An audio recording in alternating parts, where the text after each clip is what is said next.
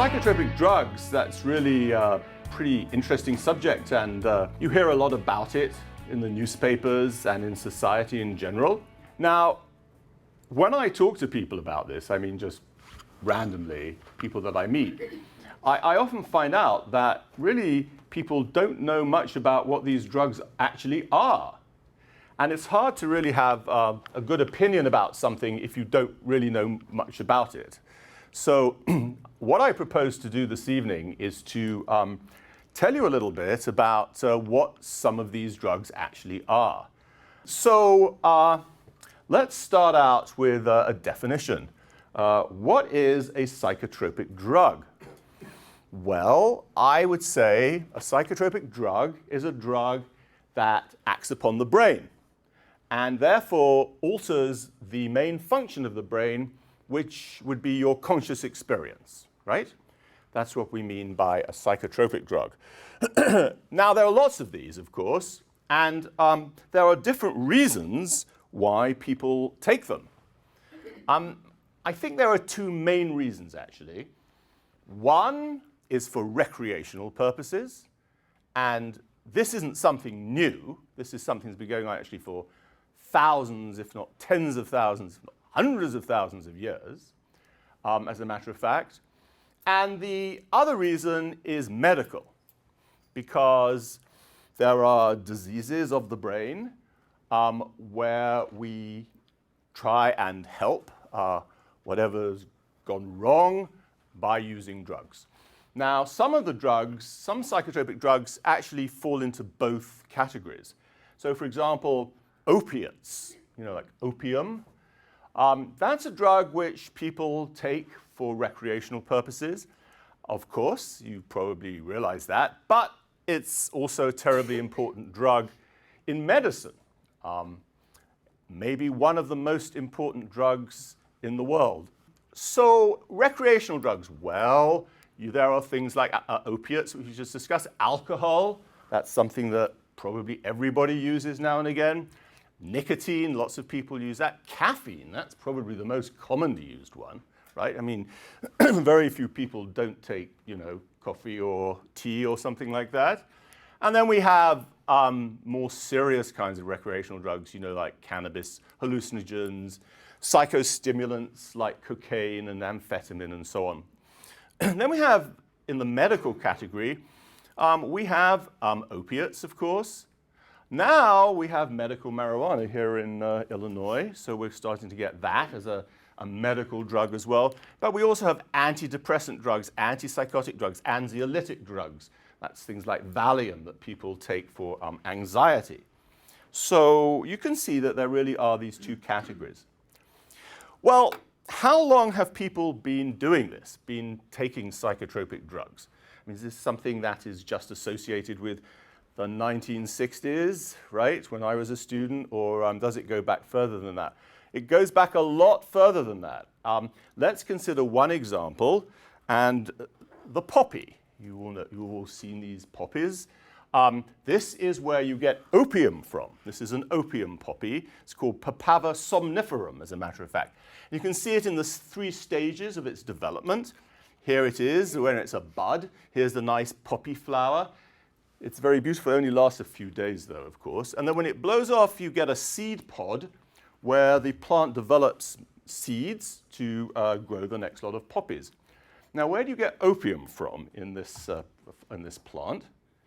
Well, here's the seed pod, and you find that when the seed pod grows and all the seeds grow in it, it gets covered with what they call latex. This is a kind of white, sticky, gummy material, right? So how do you get your opium out of your poppies? Well, you go to Afghanistan and you plant some poppies, right? And you hire some people. And the people walk around the poppy field in the middle of the day with a knife.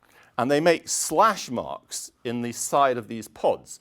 And then this opium oozes out of the cuts and starts to go down the side of the plant. It's called poppy tears. I'll show you a picture in a minute. And then they go back about a few hours later, and they scrape off this white gummy substance, and they take it back to the headquarters, and they roll it up into balls. Well, first of all, actually, they probably boil it up with some water to get rid of some of the detritus. And then they roll it up into balls or put it in squares and dry it out. And that is crude opium, right? So here you see how it looks. Somebody's been cutting, and this is the poppy tears. This is the latex, which contains the opium, which people will then collect and roll up, and then people will smoke that later on if they're going to smoke opium. Well, how long has it been going on for? Now, we don't really know, of course, because writing, which is the best way of tracing things, writing didn't start till when would you say? When would you say writing started? Anybody want to hazard a guess? A date? Where and when? Well, somewhere around 3000 BC in Mesopotamia, probably, right? And before that, we didn't have any writing, so all we can do is look in graves from prehistoric people and see what the graves had in them. Well, if you look at very ancient graves going back tens of thousands or 100,000 years, you will find the remains of poppies dried out in those graves quite often. We don't know, of course, what they were being used for. Just finding them doesn't tell us what they're being used for, but we have some clues about that. This is a picture from the library of Ashurbanipal, who was a famous Babylonian king in Mesopotamia. This is around 650 BC. And you can see this Babylonian guy here. And what has he got in his hand? He's got some poppy heads, right? Of course, they were writing in those days in their cuneiform writing. Now, if you take the cuneiform writing for a poppy from Mesopotamia and you translate it directly into English, it translates as joy plant, right? So that should tell you something, I think, about what they were doing with the poppies even thousands of years ago, right? So we don't think this is a very, taking drugs for their psychotropic effects is probably something that is extremely ancient as mankind. In fact, there are groups of anthropologists who like to speculate about how the use of psychotropic drugs in ancient times might have been a factor in the development of religion at the beginning of time. I mean, it stands to reason, I suppose, when prehistoric man was developing his agricultural skills, he would have gone around and sampled different plants, which ones were good to eat, which ones were bad, which ones were poisonous. And he would have surely inadvertently tried some plants which were hallucinogenic. And what would he have made of those experiences in those days? What would prehistoric man? Prehistoric man was much less sophisticated than we are. Perhaps it would make him feel spiritual in some way. So there's this hypothesis called the Entheogen Hypothesis. An entheogen, that means God inside us, is a psychoactive substance used in a religious, psychotherapeutic, shamanic, I should say, or spiritual context. So that's the theory, or that posits that these drugs were used for religious purposes in the dawn of time. And in fact, if we look around the world today and we find primitive peoples, that is to say, peoples that don't have cars and television and things like that, we call them primitive. You can make of that what you like. But anyway, a lot of these peoples we find in places like Mexico or Siberia or out in the wilds, and have religious ceremonies, still use psychotropic drugs in their religious ceremonies. And hopefully, if we have time, we'll talk a little bit about some of that. So let me start out by telling you the story of one particular psychotropic drug that has been used, I think, for tens of thousands of years, and we'll take its story right from the beginning of time right up to what's happened to it in the present day. So you can see how this psychotropic drug not only was a drug that's probably used for entheogenic purposes, but has also been subsequently developed in our time in the pharmaceutical industry to give modern drugs. So this is a trope or a theme that has, been going on in many cases for thousands and thousands of years, but we'll use this as one example. Now,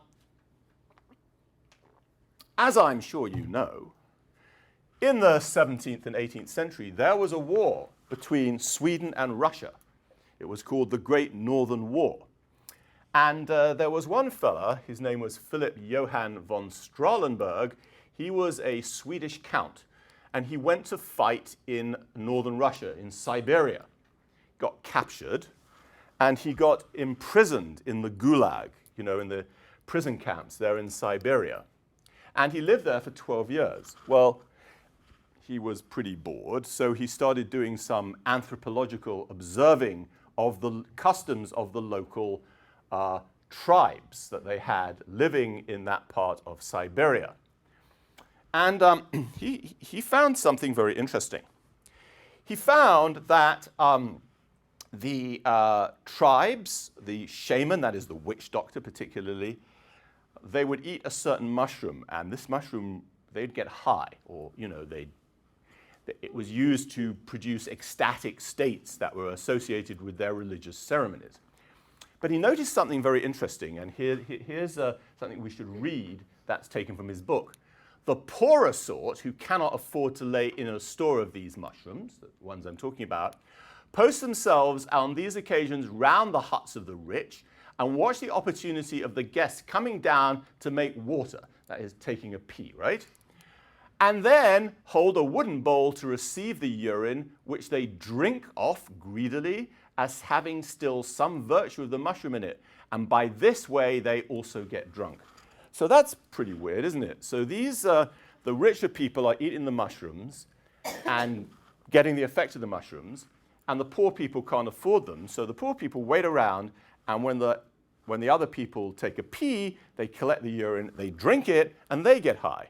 And actually, when they finished, they can pee, and the next person can drink their urine, and they can get high. This doesn't sound all that appetizing, but this is what happened, I have to say.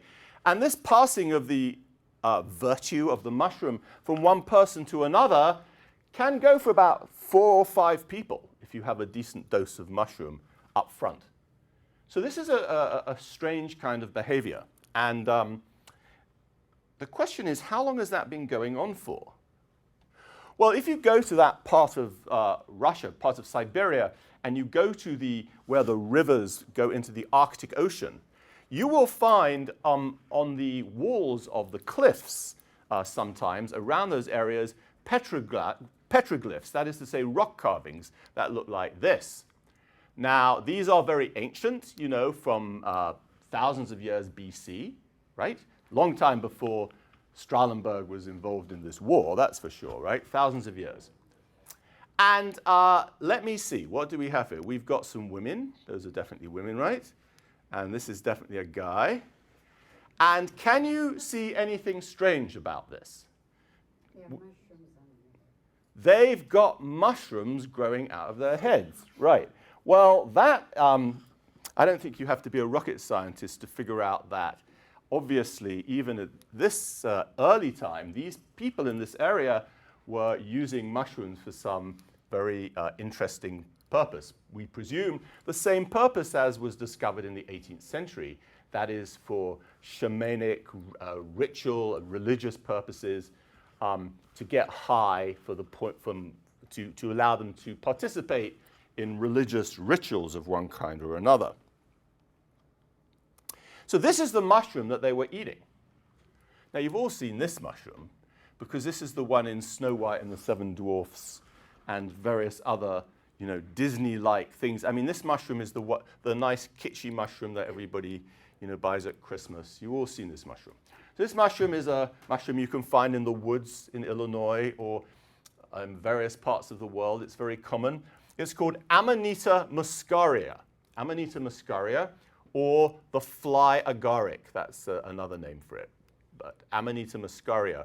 So you've all seen pictures. It's this red mushroom with these white spots all over it. And that's the mushroom which has this activity that these people had discovered. So it's a pretty common mushroom, actually. Now, one thing that we know is that when you take the mushroom, when you eat this mushroom, the kinds of effects that it produces are effects that warp your appreciation of time and space. So time seems very slow or very fast. Space seems much, things that are small seem very large. Things that are very large seem very small. And so it has this kind of hallucinatory activity on people.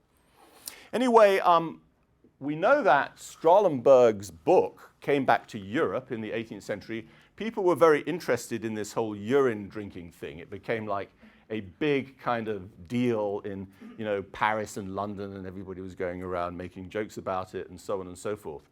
But a lot of people read these books, and they found them very interesting. One person we know who read it was a Don at Oxford whose name was Charles Dodgson. And Charles Dodgson, you will know, I think, as Lewis Carroll, who wrote Alice in Wonderland. And you know, of course, in Alice in Wonderland, that Alice gets around to eating mushrooms that make things very big or make things very small. And we know that this is where Dodgson got the idea from reading the account that Strahlenberg sent back to Europe from his travels. So that's interesting, I think.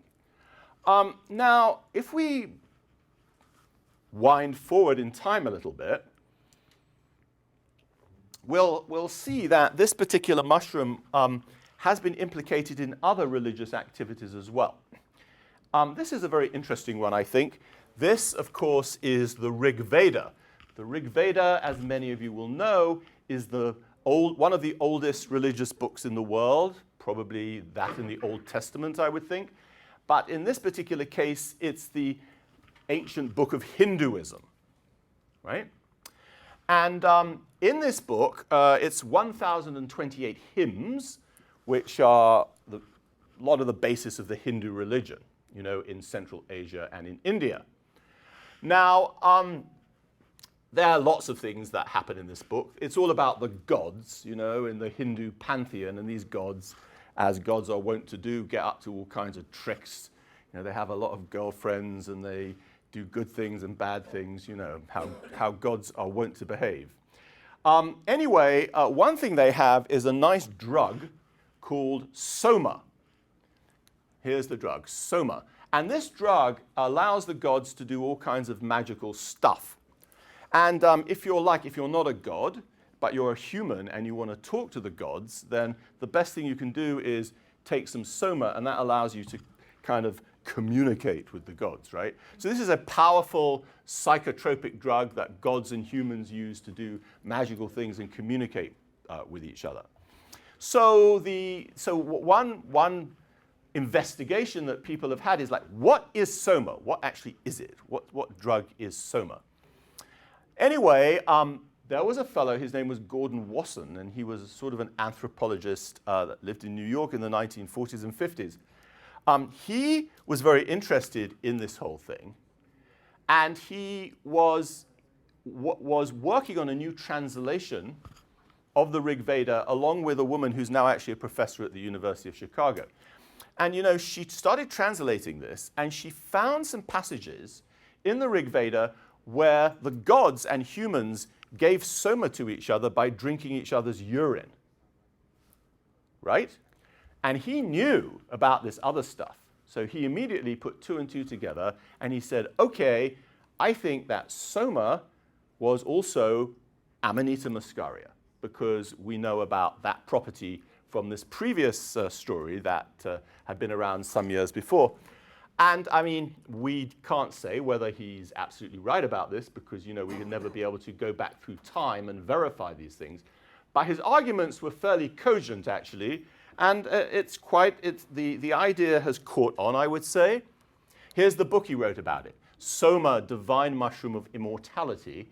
That's a book he wrote about soma and the mushroom being the same thing. this idea caught on a lot, and there are a lot of books out there now saying that soma, so saying not only soma, but Amanita muscaria was used in the basis, as a basis in all religions and had an influence on all religions. From our point of view, how about Christianity? Well, there's a very famous book that came out in the 1970s by John Marco Allegro called The Sacred Mushroom and the Cross, in which he posits that, in fact, Amanita muscaria played an essential role in the development of the Christian faith. I would say this is rather controversial. Lots of people think it's rubbish. What do you say in this country? Not rubbish. Garbage. Garbage. But I mean, you can take it as you like. It's an interesting idea, and you can see how it fits in with all these other ideas that I've presented to you about the ancient use of this mushroom. Okay, so now for the next 10 minutes or so, we're going to go into more modern times and even talk a little bit about chemistry and things like that. If you don't know chemistry, it doesn't matter, because I'll guide you through what I'm going to say anyway. So the question eventually will arise, I mean, what is it in the Amanita muscaria that's causing these effects? What is the chemical? There has to be like some chemical substance in there that's doing this stuff, right? Anyway, in the 1960s, people eventually figured out what that chemical was. And it turned out to be this chemical here called Epitenic Acid. That's the name of the chemical, Epitenic Acid. Now, Epitenic Acid looks like this. If you don't know about chemical formulae, don't worry. Just you can see the shape, the general shape of this thing. It's kind of a shape. And it's N means nitrogen, O is oxygen, C is carbon, and so on. But you don't have to worry. Just think about that shape. That's the thing called Epitenic acid. So here's what happens. If you eat the mushroom and you ingest some Epitenic acid, it can't get into your brain. So that's not what's not having the psychotropic effect. However, in your body, you metabolize Epitenic acid to this substance here called muscimol. You can see this is pretty close to this. It just doesn't have this group on it. Now, muscimol does get into your brain, and muscimol does produce an hallucinogenic effect. So consider what happens. You go out, you fry up some mushrooms, you have them for your dinner, right? You get high, and you get high because some of the Epitenic acid has been made into muscimol and got into your brain. The rest of it is secreted in your urine unchanged. Right? So let's say 20% of it got metabolized and made muscimol. But 80% of it went into your urine. So somebody could then drink your urine, get a load of Epitenic acid, they'd metabolize some of that into muscimol. You'd have the effect of that muscimol, and you secrete 60% of it in your urine. So that's a chemical reaction. The actual psychotropic substance is this substance here called muscimol. And this is the thing that produces it and is secreted into the urine to be used again. So that's actually how it works, all right? So what's it actually like to take some Amanita muscaria? What's the experience like? We talk about it as a sort of hallucinogenic activity. It is a hallucinogenic activity. There are lots of different kinds of drugs that are hallucinogenic, by the way, and they produce different kinds of hallucinations. Classical hallucinations, or classical hallucination syndrome, if you want to call it that, is produced by drugs like LSD and psilocybin and mescaline. I'll talk about those later. So they're hallucinogenic in a different way than this drug, but this drug is definitely hallucinogenic. We've seen what it did to Alice in Wonderland, right? So it definitely is. So what's it like to take it? So I don't know. I've never taken any, actually. But I found in a magazine, this is from a report by somebody who had taken it. The name of the guy who took it, the people that report these things, right, in magazines, they don't have names like Richard Miller. They have names like Existence, right? So Existence reported what it was like to take some Amanita muscaria. He said, falling into a deep trance-like sleep, Existence describes his experience. The next 18 hours consisted of the infinite void of nothingness, and everything, timeless, eternal, pure darkness and light, just awareness. I knew who I was, but yet had forgotten who I was. I was nowhere, yet somewhere. It's very difficult to explain clearly. Just pure awareness, no fear, no pain, no love or bliss, just there. All I can relate it to is what I used to imagine death would be like when I was an atheist, just nothing and everything. Well, you get the idea, or perhaps you don't get the idea. But anyway, it's obviously like really groovy man and all that. And, but the thing that's interesting that I want to point out here is that when you take this drug, you have all these like psychotropic experiences, but you also fall into a deep sleep. A deep sleep. The drug really makes you sleep a lot. So that's the muscimol, remember? That's the thing that's going into your brain and producing the effects. So this is just a time course of what happens when you take the drug. After 3 hours, you're having all this distortion of space and time, and you get tired, drowsy, and you sleep for like a zillion hours after that. All right, so that's interesting. So the thing that is important in this mushroom that's hallucinatory, the muscimol, also makes you sleep a lot. Well, let's now just spend 2 minutes just giving you a few facts which you may or may not know about how the brain works, right? So this is a brain, okay? In case anybody really doesn't know, you take that, you like slot it into your head, right? And there it is. So that's the brain. From the side, it's not colored like this. It actually looks like sort of gray goop, right? But it's basically that shape. Now, the way the brain works is because in this brain is tens of billions, perhaps hundreds of billions of cells, little cells. Each of these cells is like 1,000th of a millimeter big, wide, and they're called nerve cells. And a nerve cell, and here's one here, looks like a long cable. So you have all these nerve cells. So the brain's like, in some ways, it's like a fantastically complicated computer where the nerve cells form the connections that the computer normally has. That's not a very good analogy, but there's some truth to it. So you can see here, here's the nerve cell. This is a drawing of such. Here's a drawing somebody made in the 19th century, one of the first drawings that somebody actually made of a successful nerve cell. Like I say, this is a few microns, a few thousandths of a millimeter across. It's very small, just a cell. And here's a more modern one, somebody's taken with a very nice modern microscope. But you can see, it's very clearly, it looks like a cable. This is called the axon. And this is what we call the cell body up here. So that's the shape of it. So if you take a lot of them, stick them together. This is from a part of the brain where somebody's put some different colors into the nerve cells. You can see stacks of them, all right? And it looks like a very complicated electrical circuit, basically, with all these wires, right? Now, these wires are constantly, these nerve cells are constantly transferring information from one place to another, which is how the brain works. And the information that the nerve cell uses is electrical. Now, basically, nerve cell can send electrical information faster or slower, right? Or it can chop it up into kind of little syllables. But that's an easy concept, I think. Now, when one nerve cell wants to influence another nerve cell, what it does is to secrete from the end, so this is the very end of that long cable, a chemical. The chemical is called a neurotransmitter. So the chemical comes out of the nerve cell and it hits the next nerve cell where it interacts with what's called a receptor for the neurotransmitter, right? And then it tells this second nerve cell, fire electrical information faster or fire it slower, right? So this is like the volume control on how these nerve cells work.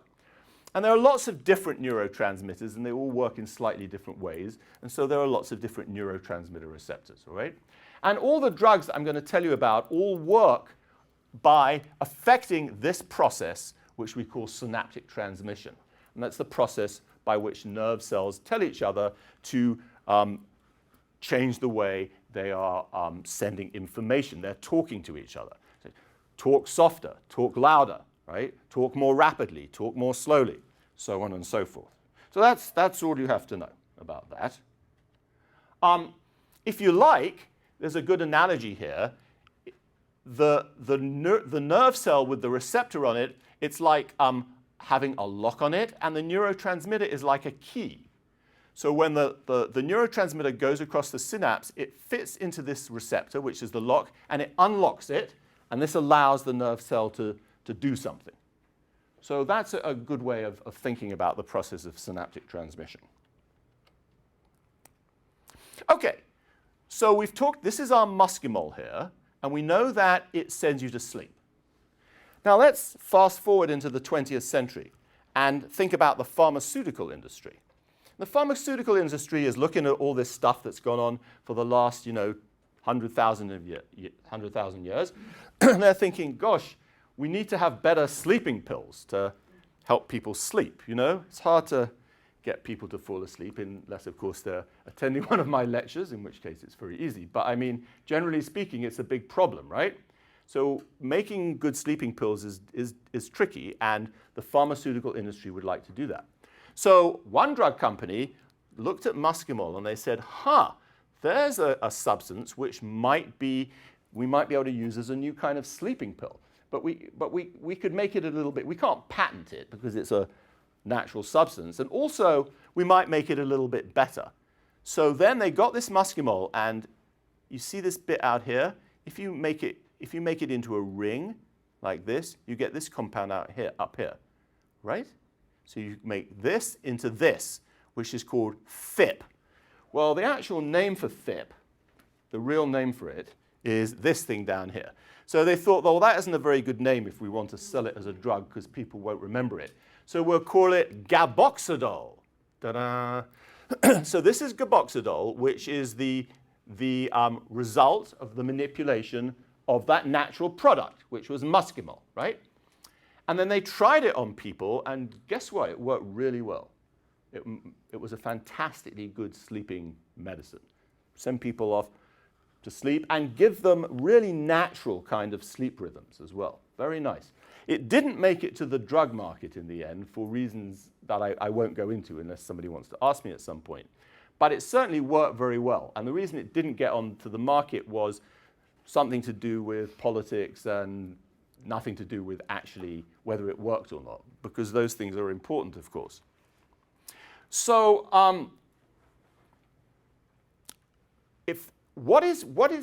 how exactly is this muscimol working? And how is this drug, gaboxidol, working? So I told you there has to be a receptor, right? And there has to be a neurotransmitter. So the neurotransmitter that these guys are working with, or they're mimicking, is this one. It's called GABA. It means gamma-aminobutyric acid. This is the main neurotransmitter in the brain for telling nerve cells to go more slowly. So you go more slowly, right? One of the things you do is fall asleep, yes? And the receptor for GABA is called the GABA-A receptor. And this is a picture of it. It doesn't matter. It doesn't really look like that. That's just a cartoon. It's made of 5 proteins, and they make kind of a little hole like that. But this is not a biochemistry lecture, so I'm not going to talk about that. Now, it turns out, bringing the story along a little bit more, that activating the GABA-A receptor with drugs is a very good medical strategy for a lot of things. Because it turns out that inhibiting the activity of nerve cells is very, very useful in medicine. So let's consider what happens. If we inhibit nerve cells a little bit by activating GABA-A receptors just a little bit, then we get sedated, right? We get kind of loose and mellow, right? That's one way of doing it, yes? If we activate it a little bit more, we get hypnosis, what we call sleep. Hypnosis is the medical word for sleep, right? We fall asleep. We've just been talking about that, right? If we activate it a bit more, we get anesthesia. Now, the ability to produce anesthesia, if there wasn't any anesthesia, there wouldn't be any surgery, right? That's the basis of half the medicine that exists. So being able to produce anesthesia is a terribly important thing in medicine, yes? Finally, if you do it too much, you're going to die. But the other thing it's useful for is, let's say the brain is firing much too much.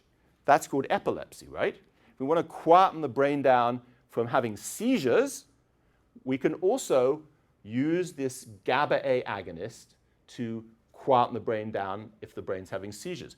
So there's a lot of different kinds of activities that we can get out of this mechanism, this GABA mechanism activating GABA-A receptors, just like the mushroom did. Now we're bringing that mushroom forward into the 20th century and seeing what we can make of it in terms of medicine.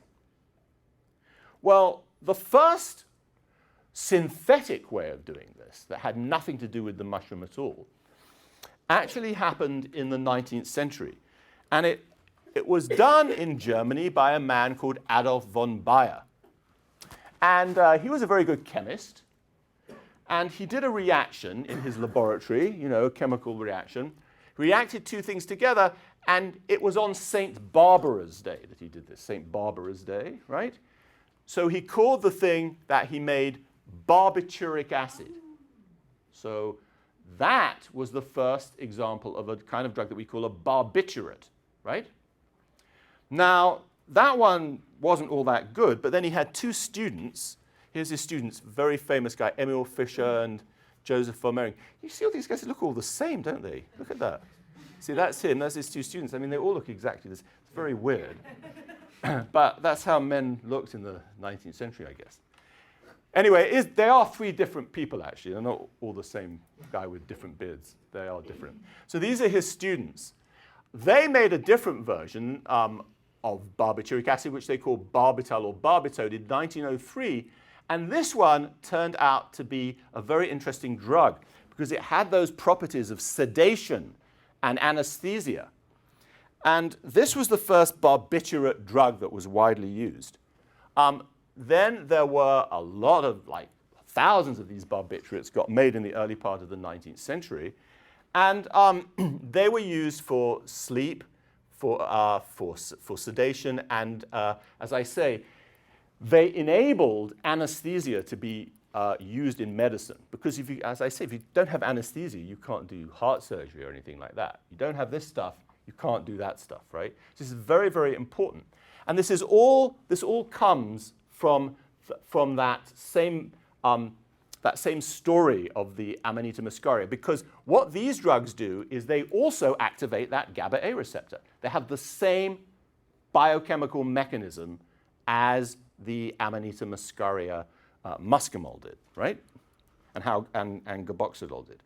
So just want to end this story, and then I'm going to go into a different kind of drug, because this mechanism, as a drug mechanism, became widely used in our time. The problem with barbiturates is they work pretty well. But here's the thing. The dose that you need to take in order to get an effect and the dose that you need to take to kill yourself is not that different. So it's very easy to OD on these drugs and do something very dangerous to yourself. So, for example, here are the two sides of it. See, here's an ad from Abbott Laboratories. Don't be afraid if you can't sleep. Take pentobarbital. Here you are. You see, he's afraid, and now he's like not afraid, right? He's not dead, no. Somebody said he was dead. He's actually like having a nice sleep there, I think. So that's all right. So that's the good side. But then you have this. Marilyn Monroe, famous actress, took too many barbiturates and died. There's lots of conspiracy theories as to how this happened, but she definitely OD'd on barbiturates. So that seemed a little bit dangerous. So then they got the idea, we need to have a drug that's like a barbiturate, but is not quite as strong. So the next drug that came along, which is another GABA-A, yes, miss. Can I ask a question about Sure. the GABA-A? Yeah. Is that what gabapentin is now? That's a very good question. Gabapentinoids, like gabapentin, right, like Lyrica and Neurontin, were originally made by actually a professor at Northwestern to be GABA-A agonists to prevent seizures. However, it turned out inadvertently that they also did something else which is related to pain. Right. And so they became used in the end as drugs for pain, even though they were originally developed to be GABA-A agonists. Okay. So you're absolutely right. They were developed for that purpose, but they weren't ultimately really, well, they are sometimes used in epilepsy, but generally speaking, they're used for neuropathic pain and things like that. And that's a different thing that they do. But that's well spotted, I would say. Yes, absolutely. So they produced this drug, which was called meprobamate in the 1950s and 60s. It became known as milltown. And this drug was much less powerful than the barbiturates, and it just made you feel, gave you that mellow feeling, a relaxing feeling. It was the first real anti-anxiety drug. See, people at this time were very worried about making an anti-anxiety drug. They said, well, anxiety isn't really a medical syndrome, is it? You know, it's just part of normal behavior to have anxiety. And they were worried about trying this. But you know what? When they tried it, it turned out, guess what? Everybody had anxiety. And so the drug went off the charts in terms of the sales. And this was made by a small drug company. So then the big drug companies, what we call big pharma, they saw this and they said, oh, we've got to make an anti-anxiety drug now, what we call an anxiolytic, but one that is, you know, different from this one and maybe works a little bit better. So then this man at Hoffmann La Roche, giant Swiss drug company, Leo Sternbach, he got into the game and he made a drug called Valium. Diazepam is its name, but it goes by Valium. This was the first benzodiazepine drug. This drug is also a GABA-A agonist, right?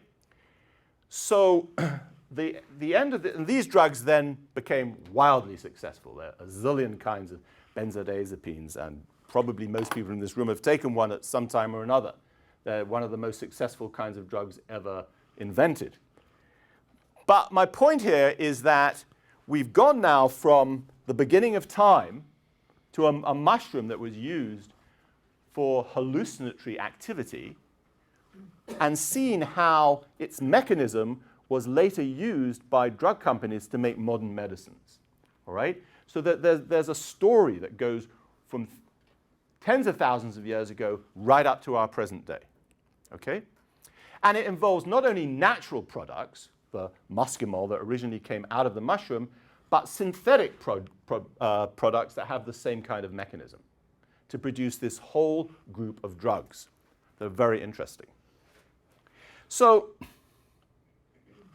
let me now go on to a different kind of drug and another natural product, which is also very interesting. And this is, of course, opium, which we started off with. Now, here again is the opium poppy. I think that it's quite possible that opium, or the things that it has in it, which we'll talk about, are maybe the most important drugs ever found. Why? For three reasons. First of all, opium, or what it has in it, or we'll call them opiates, right, are the best drugs for treating pain. Why do people go to the doctor mostly? For pain. Pain is the most basic complaint that human beings have, right? So this is the best drug for pain. Works really well. Obviously, we know that. And so it's very important. Secondly, though, there's a bad side to all these opiates, all the drug addiction problems, all the fact that, you know, some countries, their whole economy is based on making heroin and things like that. So it's a huge social problem all over the world. Thirdly, as we'll talk about, it's very influential in the field of creative artists, right? And the things they do. And in fact, modern recreational drug taking in Europe and America really started with opium. So those are three very big claims for one substance. I don't think you can make that claim for any other substance that I can think of. So it's a very, very important thing. So what's it like to take opium? Lots of things have been written about this one, of course. But here's a picture of a book, which actually I own. I didn't bring it with me, unfortunately. This book came out in 1700. So it's very old. I think there are only 3 copies in the world. And one's in the University of Chicago Rare Book Collection. One's in the British Museum, and I have the other one. It's hard to find. But this was written by Dr. John Jones, The Mysteries of Opium Revealed, right? And he talks a lot about what it's like. So I think his description is just about as good as anybody's. So I've taken a couple of these out for you. So this is what he says it's like just to take opium, you know, casually one day if you happen to do it, right? It causes a most agreeable, pleasant, and charming sensation about the region of the stomach, which if one lies or sits still, diffuses itself into a kind of indefinite, in a kind of indefinite manner, seizing one not unlike the gentle, sweet deliquium that we find upon our entrance into a most agreeable slumber, which upon yielding to it generally ends in sleep. But if the person keeps himself in action, blah, blah, blah, he says, let's skip a bit, it's like a delicious and extraordinary refreshment of the spirits upon very good news or any other great cause of joy. Hey, this is good, right? He recommends it to us. This sounds terrific, right? It's a great experience. However, if you've been taking this for a long time or a certain amount of time and you suddenly stop taking it, then you get the opposite effect. You get this. Great and even intolerable distresses, anxieties, and depressions of spirits, which in a few days commonly end in a most miserable death. Commonly end in a most miserable death, attended with strange agonies, unless men return to the use of opium, which soon raises them again and certainly restores them, blah, blah, blah, blah, blah. Or if they have not opium or will not take it, they must use wine very plentifully, and often as a substitute to the opium, though it doth not perform half as well as opium. So this is interesting. This is how the effect you get of opium, and then if you are addicted to opium and you stop taking it, you have this thing called a withdrawal syndrome, right? Which is what happens if you're addicted to a psychotropic drug and you stop taking it.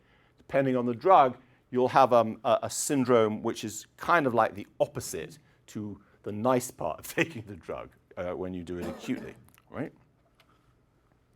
So the story of, so this book was in 1700.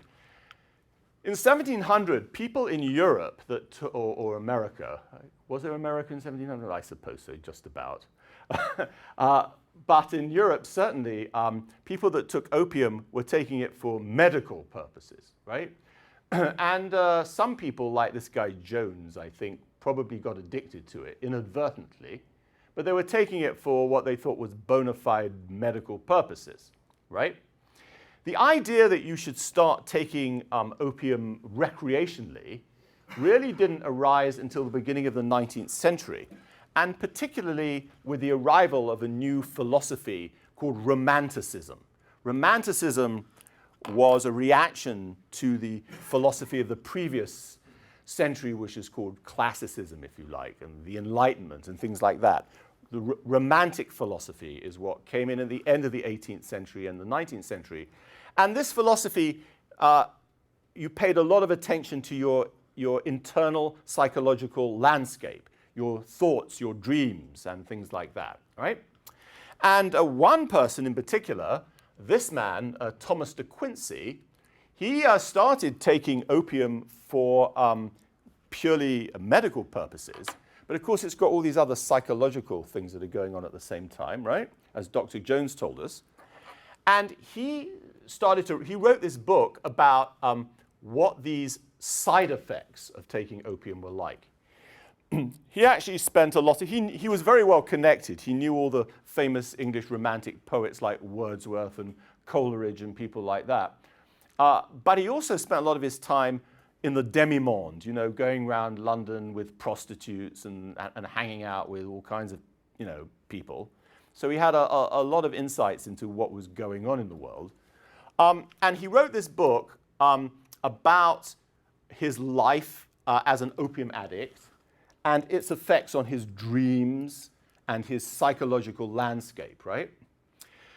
When this book came out, it caused an absolute sensation. People were very drawn to it and were very interested in what De Quincey had to say about it. And you'll find that its influence spread very rapidly. And it became something that people would do, especially artistic people who were doing things like painting or writing poetry or music. You know, you'd start to get the idea that they could use psychotropic drugs to help fuel their creativity, right? Or at least add to it in some way, right? So this became fairly common. Here's an example from Chicago, actually. If you go to, this is a painting by the famous artist, pre-Raphaelite artist in the Victorian times, Dante Gabriel Rossetti. Now, Rossetti's wife had just died from taking an overdose of opium. Actually, the way they took opium in those days, mostly in Victorian society, is they dissolve it in wine, because it tastes kind of bitter. So you dissolve it in wine, and then you drink the opium dissolved in wine, and that preparation is called laudanum. So if you read Victorian literature, you'll often find people are drinking laudanum. What laudanum is tincture of opium dissolved in alcohol. Now, his wife had recently died from ODing on laudanum. She was in very bad straits anyway. There's a long story about Elizabeth Siddall, who was his wife. But here you can see, and this is a painting in the Art Institute of Chicago. He's painted her as Beatrice from Dante, right, from the Italian poet Dante, from the Inferno. This is Beatrice. And you see, to commemorate the way of her death, here's a bird with a poppy in its mouth, right, to represent the fact that she had died from an overdose of opiates. Now, it's interesting that this whole idea of opium, if you hear the word opium these days, I mean, it's kind of a metaphor, I think, for all the different kinds of psychotropic drugs that we have. You know, it's like, it's mysterious, it's got something to do with dreams and hallucinations, and there are a lot of things that we think of when we think about opium taking, right? We think it's dangerous. We also might think that it's got something to do with the Far East and China because, you know, there were the opium wars that the British and the Chinese fought over importing and exporting opium. So there are a lot of things that are associated with it. Now, let's say you're a big perfume company and you make a new perfume. Like, let's say you're Yves Saint Laurent and you make a new perfume. You've got to be very careful what you're going to call it. What would you call your perfume if you wanted it to be kind of mysterious and sexy? And how would the models that sold this perfume look? So look at this woman here. Now look at this woman here. See? This woman obviously is the successor of this woman. She's very pre-Raphaelite looking. Her hair, her eye makeup, the way she's looking at you. So I think it's very interesting. And of course, the perfume is called opium. So opium makes you think of those, you know, those pictures of beautiful pre-Raphaelite women. It's very romantic. And it even has this little box here. This box, which the opium perfume is, this is a netsuke. A netsuke is one of these little things that Buddhist monks put on their belts. So this ties in the whole like idea of Orientalism. So this is a very clever ad because it taps into lots and lots of literary, social, and historical tropes that we all associate with opium, right? And it's no fluke that this is what they called their perfume, and that this perfume was, and I think still is, very, very successful. I think it was one of their most successful perfumes they ever launched.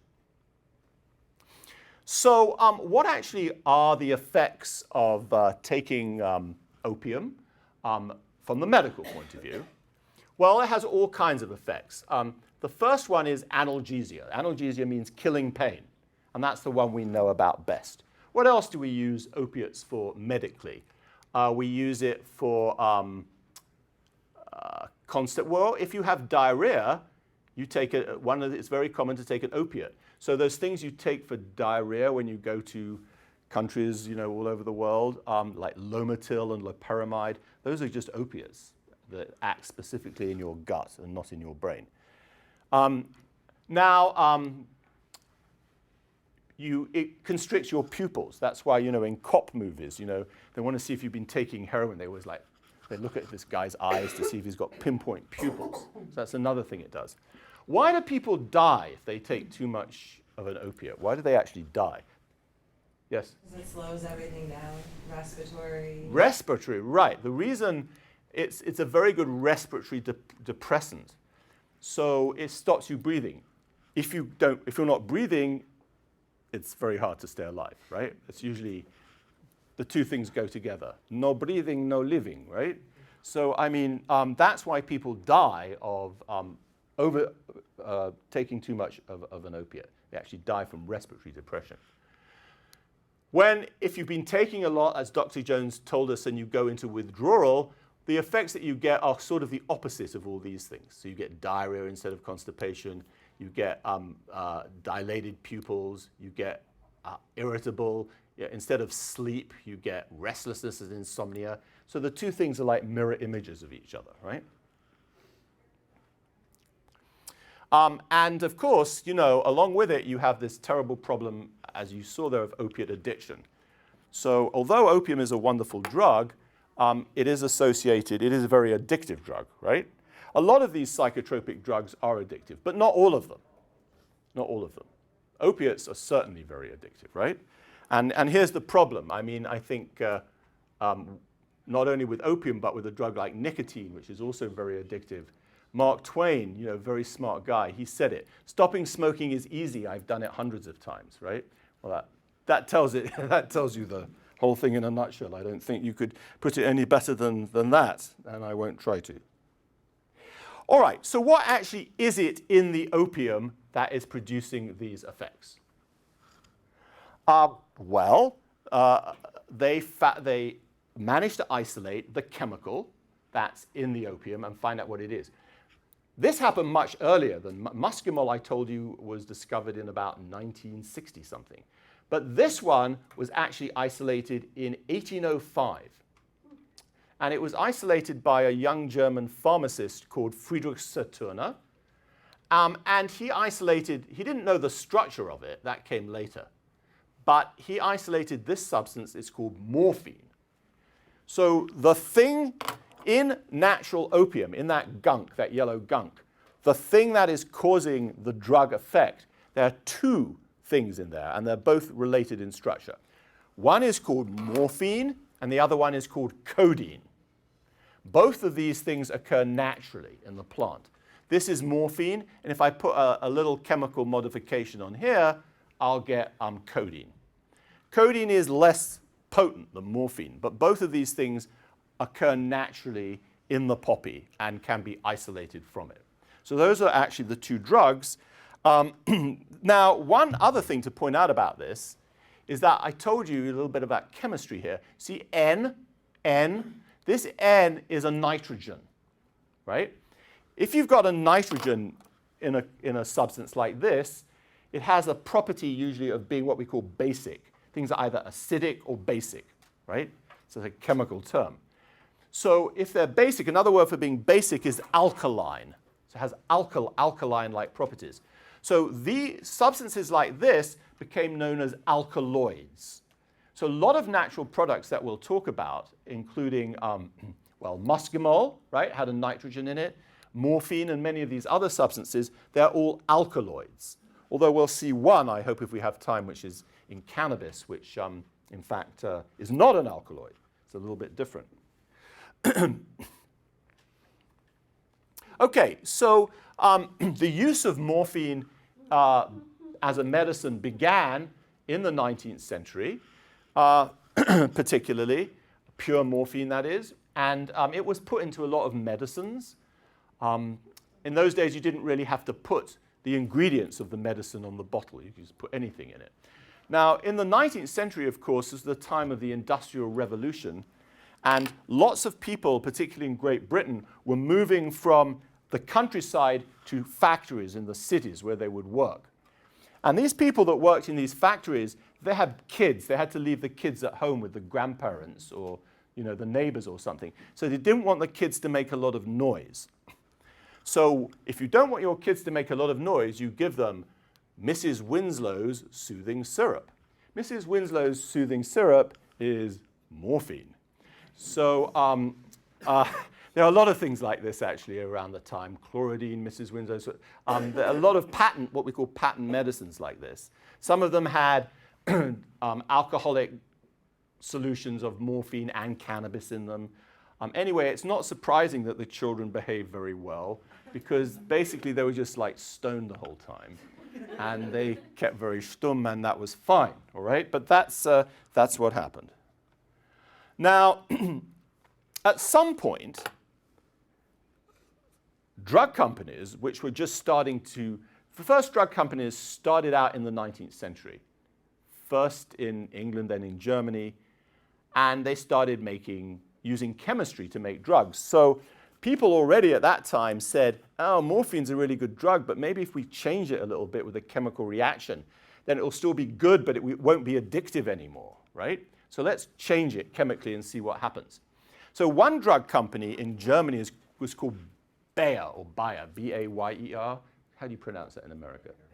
Bayer. All right, Bayer Drug Company in Germany. And they had just come up with a new chemical reaction called acetylation. Never mind what it is, but it's called acetylation. So they started using it. So they got some salicylic acid, and they acetylated it. They got acetyl salicylic acid, and they found this was really good for lowering people's temperatures.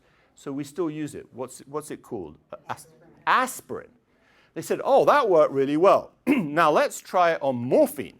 So they got morphine, and they acetylated it. This is acetylated morphine. You see it's got a couple of extra bits on here and here. And then in those days, when you made a new drug, what you did was try it on yourself. So the guy that made this, whose name was Dr. Drescher, he got this new diacetyl morphine, and he tried it on himself. And he said, well, he said it in German, but he said it made him feel heroisch, which in German means like really super strong and powerful. So it made him feel heroisch. They wanted a name for it, so they said, well, let's call it heroin, right? So the same drug company made two new drugs at exactly the same time, aspirin and heroin, both by using this chemical reaction called acetylation. So in 1898, they put both their new drugs on the market together at the same time. Here are two new drugs. Here's an ad that they sent to New York in 1898. Try our two new drugs, aspirin and heroin. So these two drugs both were made by the same drug company in the same way, and they were put on the market at exactly the same time. Now I ask you, ladies and gentlemen, can you imagine two drugs whose histories have been more disparate since that time than aspirin and heroin? But in fact, they both started out in exactly the same lab in exactly the same place at exactly the same time. So there you are, you see. Interesting, I think. What is the neurotransmitter? We talked about the barbiturates and muscimol things, and we said the neurotransmitter that's important in that case was GABA, and the receptor was called GABA-A. So what's the neurotransmitter that's important in the case of opiates? They're transmitters called endorphins. And endorphins are neurotransmitters that activate receptors called opiate receptors. So normally in our bodies, we make endorphins. We have opiate receptors, endorphin receptors. They're involved in neurotransmission. And these drugs that we give are hijacking that system, just like muscimol or barbituric could hijack the GABA-A system, right? So that's how that works. Well, now let's go on to one more here. And let's talk about another natural product. And this is an interesting one. This is something completely different. This is rye, or a cereal, rye, or it could be barley or millet, or one of those cereals that people use for, it's a very basic crop for making bread and flour and that kind of thing. Sometimes you find that it is invaded by a fungus, right? And the fungus looks like these black pegs which grow out of the ear of corn or rye or whatever it is. Now, the French for a peg is argot, A-R-G-O-T. And from that, we get the English word ergot. So when it says ergot on rye, that's not like a Reuben sandwich or anything. That's actually a fungus which is growing on this thing. This fungus is an amazing repository of all kinds of psychoactive and other biologically active materials.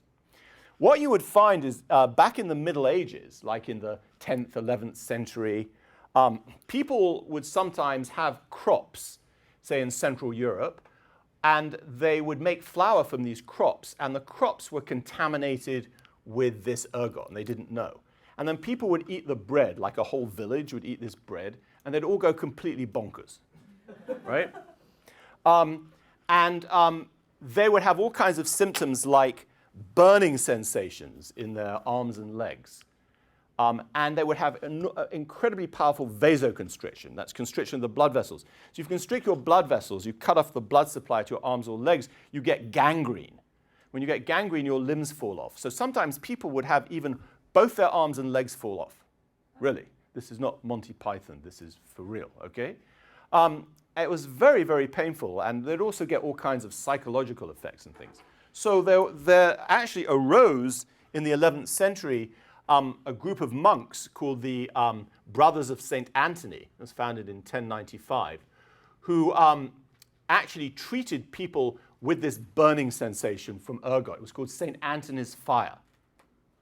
And this group of monks actually used to look after people who were suffering from this particular disease. In fact, if you go to Colmar in the Alsace, you'll find this really one of the great masterpieces of Western art.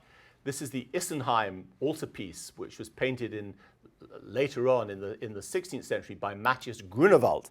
This is like a spectacular thing to see if you're ever in that part of the world. Absolutely a fantastic triptych of paintings, and it's an altarpiece actually. But one of the things you can see here is that if you look at the Christ, if you look at him very carefully, you'll see, and you can't see necessarily from this photograph, but if you look on Google or something, you'll see he has all the effects of ergotism in his fingers and his legs. They're all twisted. And that's because of the fact that he actually painted this originally for the Antonite monastery at Isenheim. So, you know, this is the thing that they were very concerned with. Now, the first actual chemical to be isolated from the ergot was in the early 20th century by a drug company in Basel in Switzerland called Sandoz.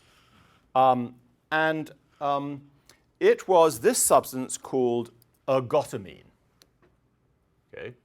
Now you can see this is a very complicated looking molecule. It's an alkaloid. There's the nitrogen, right? 2 nitrogens. And this is a big molecule. It's got very complicated chemical structure, right? And they found that this was very useful for, I told you that you could get a lot of constriction of the blood vessels from this ergot.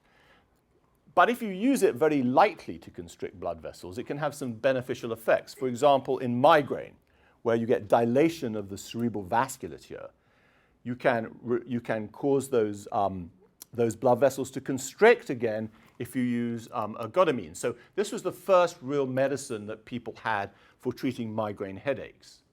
Well, it's a bit dangerous, of course. If you up the dose and you go over the clinically useful dose, you tend to get, you know, bad effects as well. But at least it was a good start, and it is certainly very effective. So it turns out that there's all kinds of chemicals that look kind of like ergotamine that you can get out of this ergot. And they all do different things. And this drug company, Sandoz, once it had got ergotamine, it was very interested in seeing what else it could get out of this thing. So there was a chemist at Sandoz at that time called Albert Hofmann. Here he is. And they told Albert Hofmann, you know, do some chemical reactions on these ergots, they're called. You know, like I told you about how they made heroin, right? Acetylate things and tinker with it and see if you can come up with something useful, right?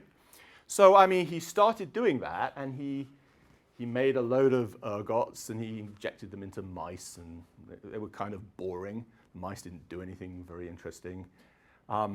So he thought, But then a few years later, he was thinking about this again, and he started to remake them. And this was during the war. This was 1943. So he didn't have a car, because at that time in Switzerland, during the war, all the cars had been impounded by the government for military uses. So if you wanted to go home, you had to you rode your bicycle. And, you used to go home for lunch every day. So one day, he was making one of these substances, and he started bicycling home, and he started, everything started to look weird, right? He started to see colors and all kinds of strange things. He thought, wow, that's really bizarre. What can it be? Now, maybe, he thought, I had inadvertently ingested a little bit of this substance I was making. Now, it had to be a very small amount, because don't forget, he was Swiss. The Swiss are unbelievably meticulous, right? You can eat your dinner off the floor in Switzerland, right? So it can't have been very much substance that he'd ingested. But anyway, he went back next day, and he took the substance he'd made, and he ate some to see what would happen. And then he started to bicycle home with his technician, and he went completely out of his skull, right? He started to have incredible hallucinations. Everything was going completely bonkers. Colors, visions, this, that, and the other. Something he said. Affected by remarkable restlessness combined with slight dizziness at home, once he'd got home, I lay down and sank into a not unpleasant, intoxicated-like condition, characterized by an extremely stimulated imagination. In a dreamlike state with eyes closed, I found the daylight to be unpleasantly glaring. I perceived an uninterrupted stream of fantastic pictures, extraordinary shapes with intense kaleidoscopic play of colors. After some hours, this condition faded away. So he realized that what he'd made, the substance that he'd made, had this extraordinary psychological effect. Then he went back and he told his boss about this. And his boss said, Hoffman, that's a load of BS. And he told the high-ups at the company, the CEO and the lawyers and all those people up there, well, very powerful people. And they said, Hoffman, you're crazy. So he said to them, well, try some. So they did. And then it said in his book, after that, they no longer doubted what I had to say. So actually, the first people to trip out on lysergic acid diethylamide were some executives at the Sandoz Drug Company, right? And that indeed is what he'd made. He'd made this very interesting substance called LSD, which is what you can see here, lysergic acid diethylamide. Now, when we look at the shape of this, I want you to notice a few things. This is it, and this is the whole molecule. But there are other little molecules that you can see here that you can see are inside this big molecule here. So there's this thing over here which we call indole. So this is what we call an indole alkaloid. And then there's this substance which is a bit more complicated than indole, which is called tryptamine. And then there's a neurotransmitter which looks like this. This neurotransmitter is called serotonin, or 5-hydroxytryptamine. So you can see that somehow LSD looks a bit like these substances, and particularly if we're going to think of a neurotransmitter it's going to mimic, maybe it's this one called serotonin, or 5-hydroxytryptamine. Okay, so that's interesting. But then Hoffman discovered something else, and that is somebody, for various reasons, I just don't have time to go into all this, read the book, sent him some seeds from these morning glory plants. These are weeds that you find all over the place, which apparently people had used for hallucinatory activity back in ancient times. And he looked in them, and he found something that was very close to lysergic acid diethylamide, lysergic acid amide, or ergine. It's very weird because this plant and the ergot fungus are not related at all. and yet they both have pathways that make these ergoalkaloids. That's an extremely bizarre kind of finding from the biological point of view, right?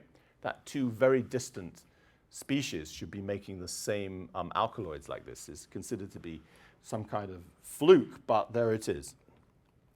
All right, so I want at least to finish this story, so let me move along. So hallucinogens, like LSD we can see is a slightly synthetic hallucinogen because he took something from the fungus and he changed it a little bit to get LSD. We've seen that naturally occurring hallucinogen can occur from the morning glory seeds, but there's a history to this as well, and here's the history. So when the Spanish conquistadors conquered Central America, a lot of people went over with them, including several of the clergy.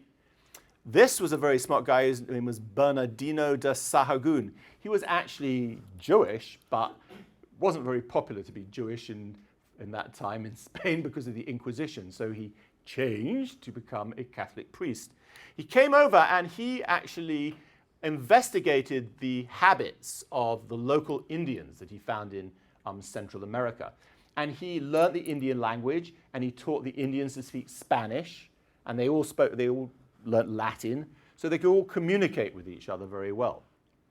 And he actually wrote this fantastic book called the Florentine Codex, which is a big book that describes all the habits of the Indian people. By Indians, I mean the indigenous population of Central America that he found in Mexico.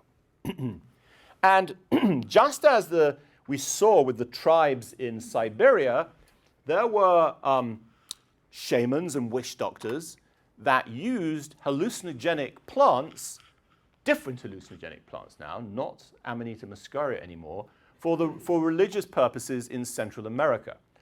And in particular, he found that they used these little mushrooms. These mushrooms are called psilocybe mushrooms. And there's lots of different kinds of them. They're little. You can find them growing in different parts of the world, including the United States, quite wild, right?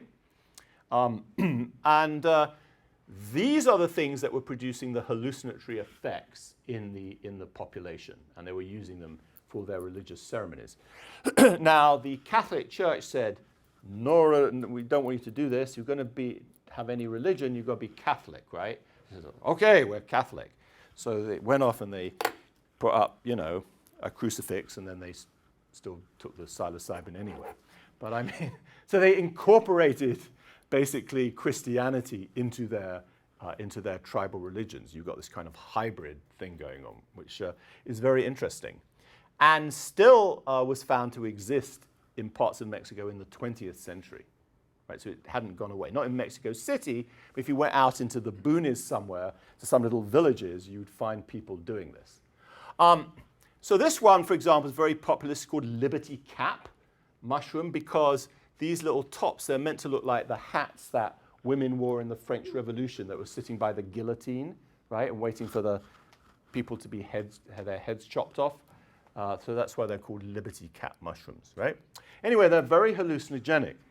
So they sent these to Albert Hofmann. Oh, here's one of this is the same guy, Gordon Wasson, who investigated Amanita muscaria. But now he's gone off to Central America, and he's talking to one of these shaman ladies, witch doctors in one of these villages about her use of psilocybin. This is in the 1950s.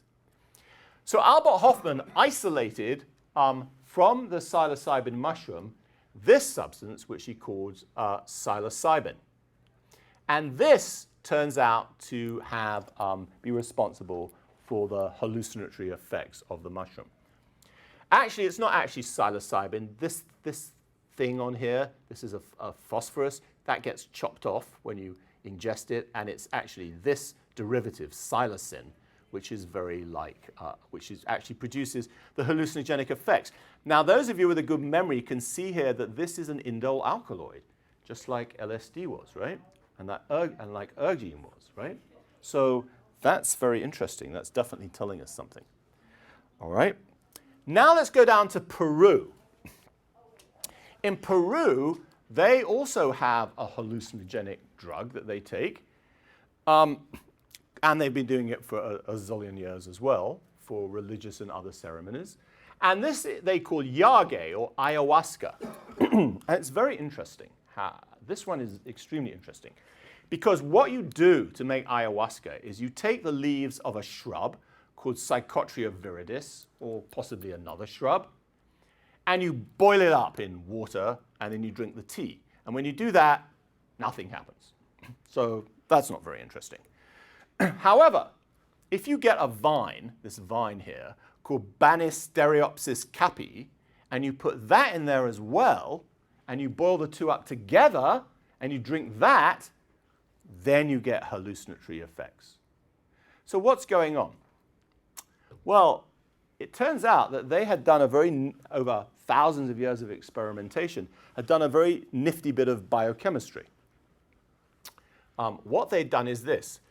The active substance in the leaves of this plant is called N,N-dimethyltryptamine. Again, look, that's really almost exactly like psilocybin, except psilocybin's a little bit more complicated.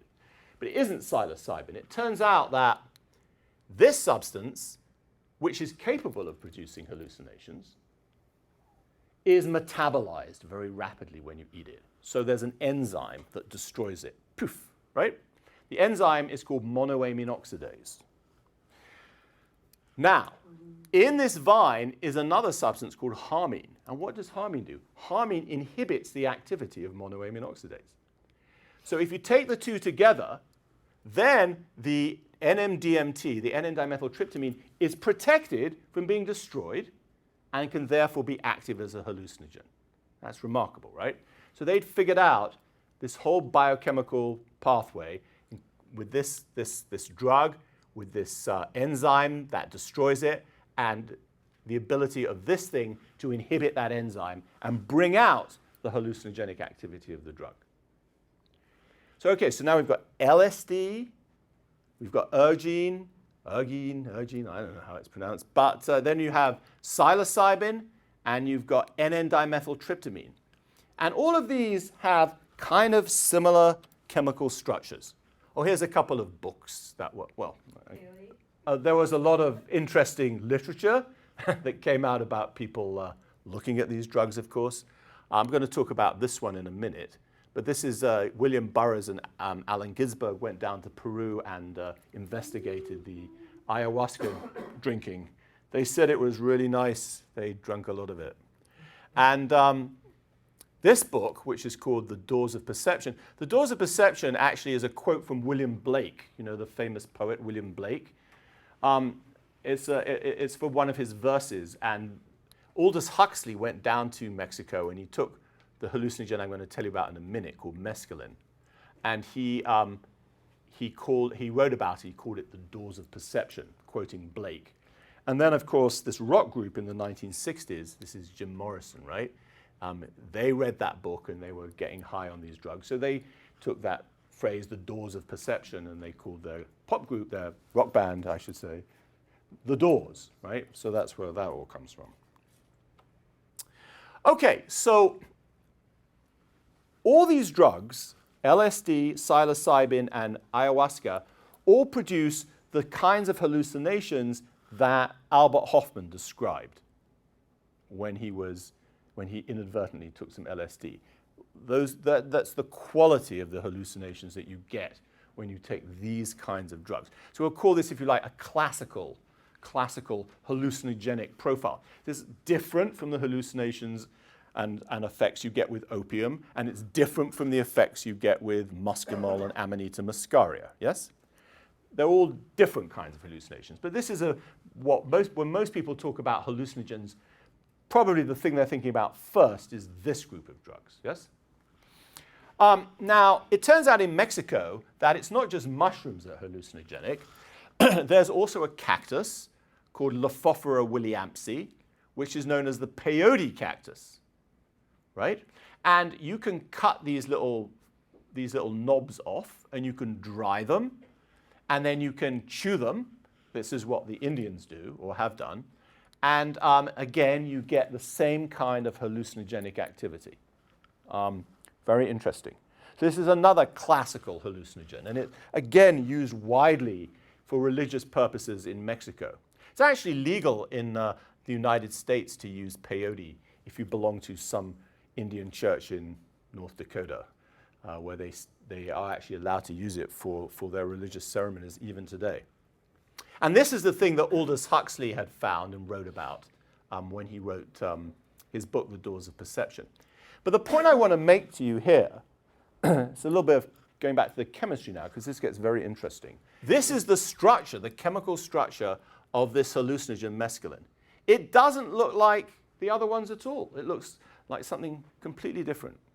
So that's interesting, because we thought all those hallucinogens were related to that tryptamine-like structure, right? And here's one that's doing exactly the same thing that's got a completely different structure. This is called a phenylethylamine, for what it's worth, right? So that's a bit of a mystery from the point of view if we're trying to understand the mechanism. Now, you can take substances that look like mescaline, and you can make all different chemical substituents onto this molecule, and you can get a whole series of hallucinogenic drugs that are actually much stronger than mescaline. Mescaline is not that strong. But some of these, like DOM, DOB, DOI, are as strong as LSD. And yet they're this different chemical structure, right? So it's very interesting. This basic structure here that you see, this phenylethylamine structure around here, this is the structure of amphetamine, which is a psychostimulant drug. But these aren't psychostimulants like amphetamine. When we change amphetamine in this way, we get hallucinogenic drugs instead. So I'll show you how all this maps out in a minute. So there's one man, he actually passed away last week, who spent his entire life taking this phenylethylamine structure and making different changes to it and making a zillion kinds of hallucinogenic drugs.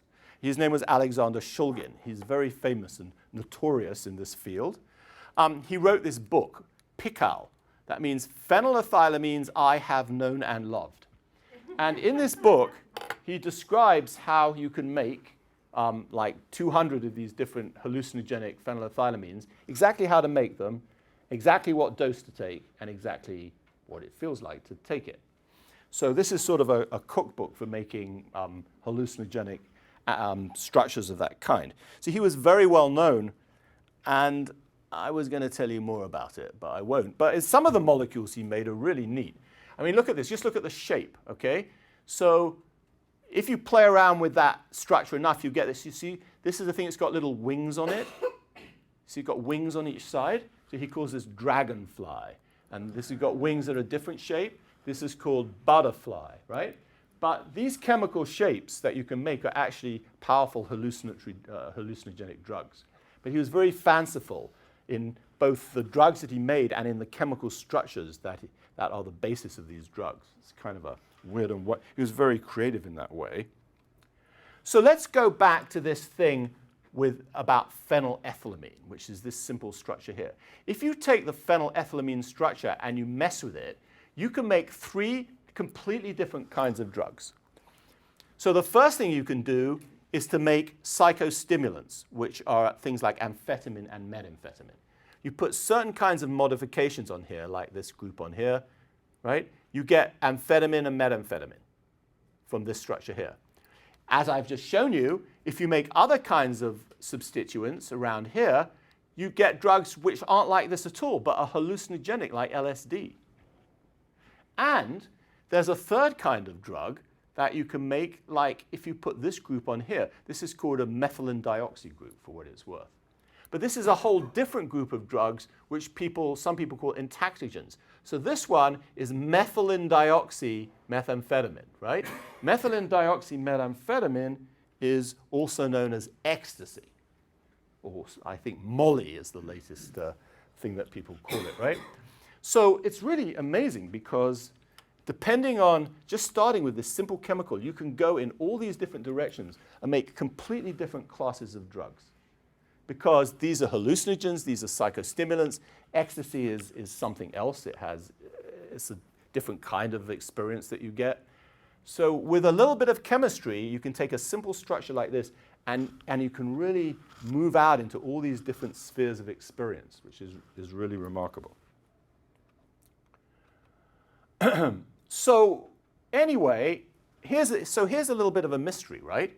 We've got all these substances which are hallucinogenic, like LSD, psilocybin, and dimethyltryptamine. They all look like serotonin. You see here's serotonin, 5-hydroxytryptamine, that's a neurotransmitter. So we're going to think, well, the neurotransmitter receptor these are interacting with must be a serotonin receptor, right? But then we've got all these guys down here that don't look like serotonin at all. These guys look more like different neurotransmitters like dopamine and norepinephrine, right? So the question is, and they act on different receptors. Their norepinephrine receptor is called the beta-adrenergic receptor, for example. The question is, what actually is the truth? Which kind of receptor do all these hallucinogens act on? Do they act on serotonin receptors, or do they act on like dopamine and norepinephrine receptors? The answer is that they actually work on serotonin receptors. So this is a list of all the different kinds of serotonin receptors, actually 14 of them. And this one here, serotonin receptor 2A, 5-HT2A, serotonin receptor 2A, that is the one that all these drugs work on. Be they things like LSD or be they things like mescaline.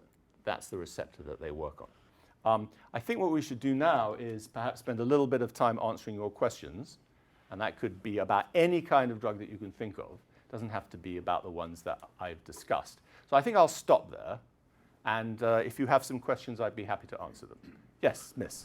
I've heard that DMT can occur naturally in the human brain, and I was just wondering what the difference between that version of DMT is and the version of the plants. None. DMT is DMT. DMT means a particular chemical structure. If it can come from a natural source, or you can make it in a plant, or you can make it in your laboratory, starting with earth, fire, and water. If it's DMT, it doesn't matter where it comes from, it's exactly the same thing. And I have heard that. I've heard that story that there is. I think there's not a, my honest opinion is there's not a lot of DMT that occurs naturally in people's brains, but it probably does occur. But it's the same. N,N-dimethyltryptamine just describes a chemical and what it is, and how it's made or where it comes from makes no difference. It's exactly the same thing. Any other questions? Yes, sir. So those hallucinogens, what relationship do they have by raising or decreasing serotonin levels similar to antidepressants? Is there like a similarity, or is it like different receptors? No. So there are antidepressants called SSRIs, for example, which means serotonin reuptake inhibitors. Let me just show you what that is. So antidepressant drugs. There's a great story about how these were discovered actually originally. The first antidepressant drugs were actually made. So this is a picture of Selfridges. That's a department store in London. And it's been bombed by a V-2 rocket in the war. Now, these rockets came from Germany. And the rocket fuel that they used was this stuff, hydrazine. And it was partly hydrazine. Anyway, after the war, when they captured these rocket sites, they dumped a lot of this hydrazine on the chemical market in America very cheaply. So they made things out of it. And one of the first things they made were antidepressant drugs. Because the first antidepressant drugs were actually what we call monoamine oxidase inhibitors. So these monoamine oxidase inhibitors, things like serotonin and norepinephrine, are degraded by monoamine oxidase. So if you block monoamine oxidase, like in the ayahuasca, you raise the levels in the brain of serotonin and norepinephrine. And it turned out that that was very useful for helping people who were depressed. Then a second kind of antidepressant came along, which had a different activity, but really led to the same thing. So here's what the second kind of antidepressant does, including SSRIs, like Prozac, yes? Here's a nerve terminal again, and it's releasing its neurotransmitter, and its neurotransmitter's hitting receptors on this nerve here. But when it's finished doing its job, there's something in here that sucks it back in again. Gets sucked back up, and there's a special uptake system.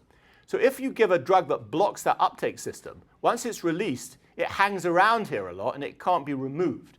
So it's more available.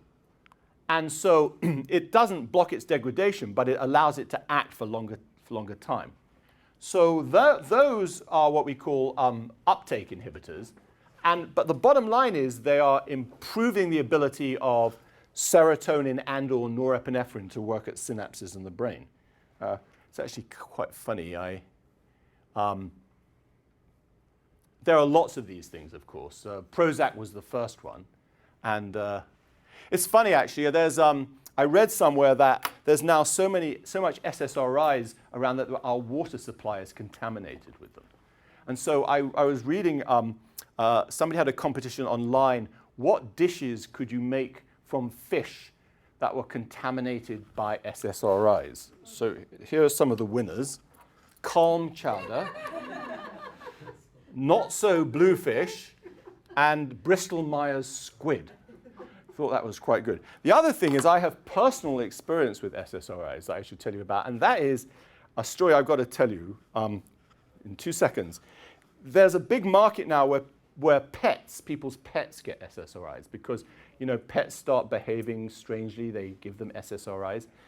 Now, I have a cat, and my cat is called Snickers. Now, I then got a second cat, which is my daughter's cat that I had to look after, which was much younger.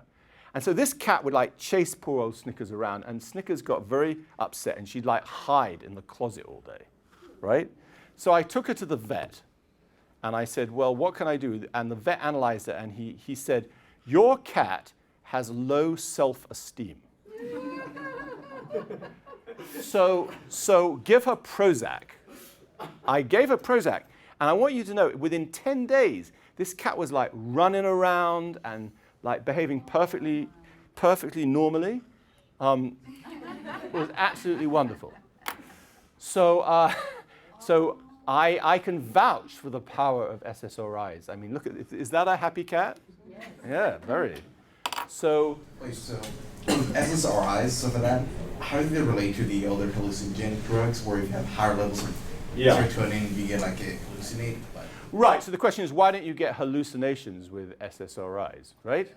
Because, well, as you've seen, there are 14 different kinds of serotonin receptors, right? And I think the answer has to be, although it's a really good question, and actually I don't have a really good answer for it. So hand-waving a bit, I would have to say that a lot of the other receptors are more important for mood, right?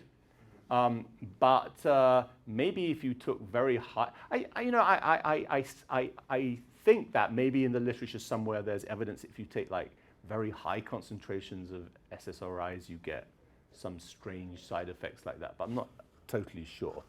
So it's an excellent question, right? That's very well spotted. Good question. Any other questions? Yes? Can you talk about the relationship between anxiety and histamine?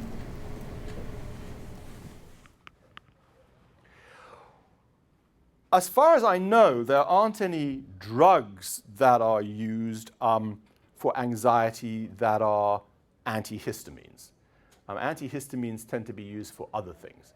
I mean, histamine is a very powerful biological substance. It does lots of things, including in the brain, where it's a neurotransmitter and is involved particularly in sleep pathways and things. Anxiety, is not like anxiety equals GABA-A. It's more complicated than that. It's clear that GABA-A mechanisms have got a big part to play in anxiety, but I think it's not a monolithic thing like that. So it's very likely that other neurotransmitters might play a role in, in a complex behavior like anxiety. Histamine in specifically, I haven't put those two together. Is there something you're thinking of? Is there something you've heard about? No, just I have a personal experience with anxiety and SSRIs and such, and my anxiety caused the histamine level in my body to be increased. So I see. Yeah. Well, stress, histamine release can be a response to stress. So I think in that case, the histamine release is downstream of the anxiety, not necessarily causing it. Okay. right? Because there's something that's causing the anxiety, and then the anxiety can cause other things to happen. So I would think in that case, it's more that the anxiety is causing the effects on the histamine rather than the histamine is causing the anxiety. That would be my guess. Yeah. So. In these cultures that use hallucinogenics in their religious ceremonies, things like that, are there social controls that kind of prohibit abuse? Because what we're beginning of the class is saying that in the 60s, they were going down the right path with this testing of hallucinogenics, and then maybe Timothy Leary sort of turned it the wrong way and became like, this is just a hedonistic thing to stop. So how do cultures normally Well, do this? the culture, I mean, the culture of Mexican Indians or, people in Siberia is vastly different from British or American culture. We see all the time in many cultures that they've used drugs very successfully and they haven't been any kind of social problem at all. Cannabis would be another example, actually. But when these things are imported into our society, the effects that they produce are interpreted as bad, and they're not commensurate with a lot of the things that we do. So I don't think, and also if you talk about the like the psilocybin mushrooms, for example, in those societies they were the provenance of the witch doctors. They weren't taken by everybody just for fun. They would be used. They were like magical, and the people that were running the religious ceremonies and responsible for those things, they would be responsible for using the drug or perhaps distributing it to certain members of the group. It wasn't around so that everybody would just take it all the time. But there are other drugs where I think that did happen, like cannabis in India, been used for a long, long time. The British studied it when they ruled India. They wrote a report, 1,084 pages long, and they said, we can't find that it's doing anything wrong in the society in India at all. So I mean, I think the question is the way these things are interpreted by the society that uses them. Different societies simply don't have the same view that the things that these drugs are doing are necessarily bad. I mean, I can see why it's bad for people in America to maybe take cannabis and drive their car, but they didn't have cars. So I mean, some of the things that we see in our society when we talk about drugs are reasonable, right? But I don't think that other societies have had the same problems at all. So I think it's a sociological thing, really. Yes, Madam. Can you talk about the healing effects of the ayahuasca? Can I say what? Can you comment on healing effects of ayahuasca? Well, healing in what way? You mean psychological healing? Do you mean? Yeah. Cancer could be healed by ayahuasca. Maybe epigenetics. Yeah. Oh, I see. Yeah. I would say that, unfortunately, okay, so things like that, you hear about things like that.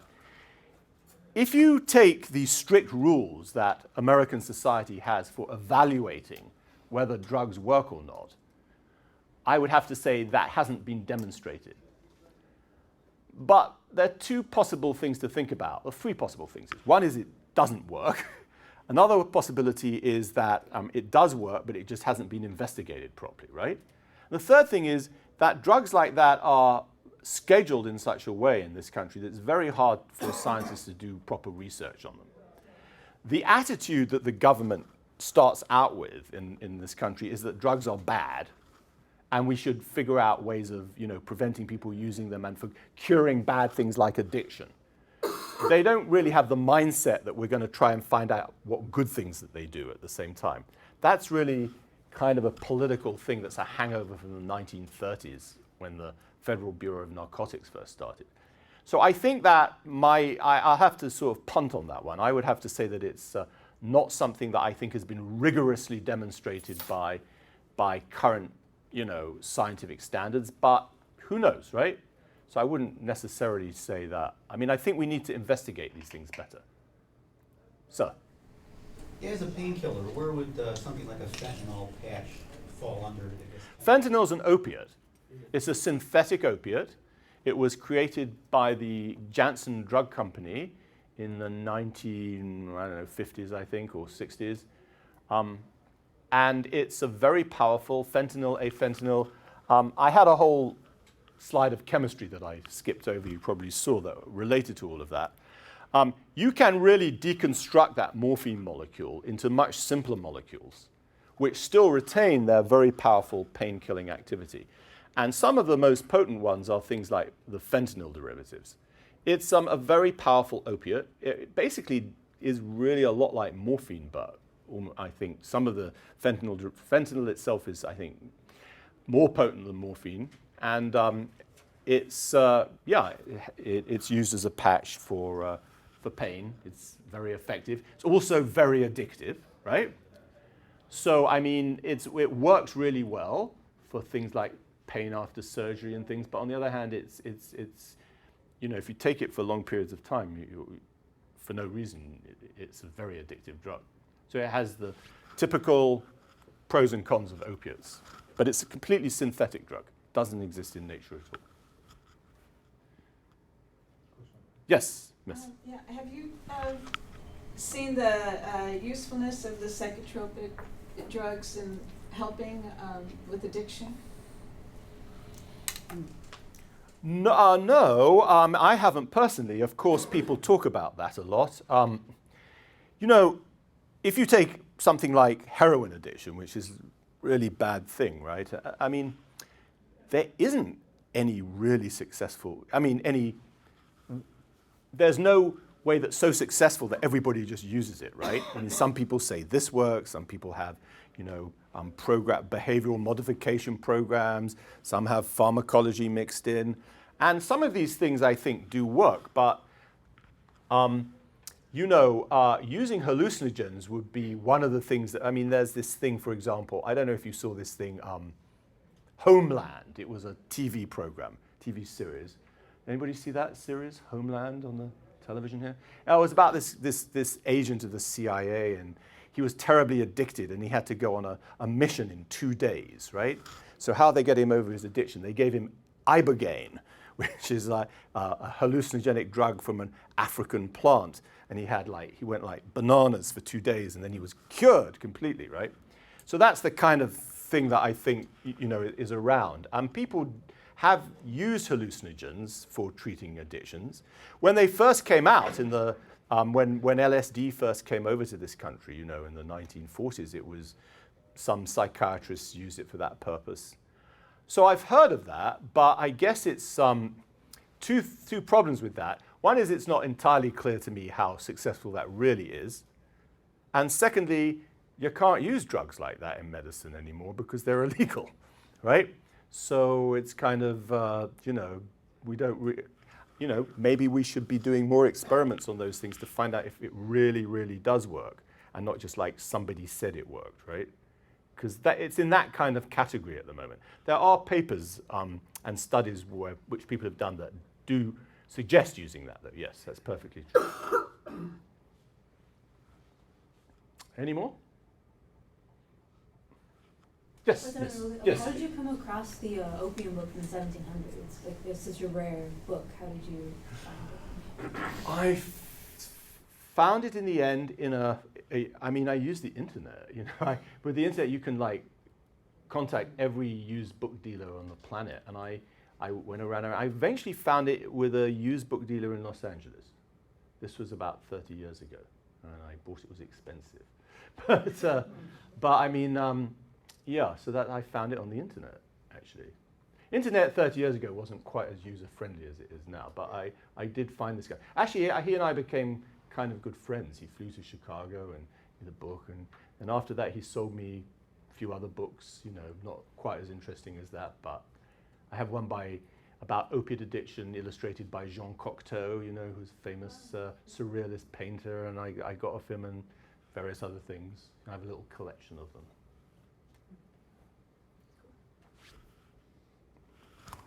We're done. Thank you. Thank you very much, Dr.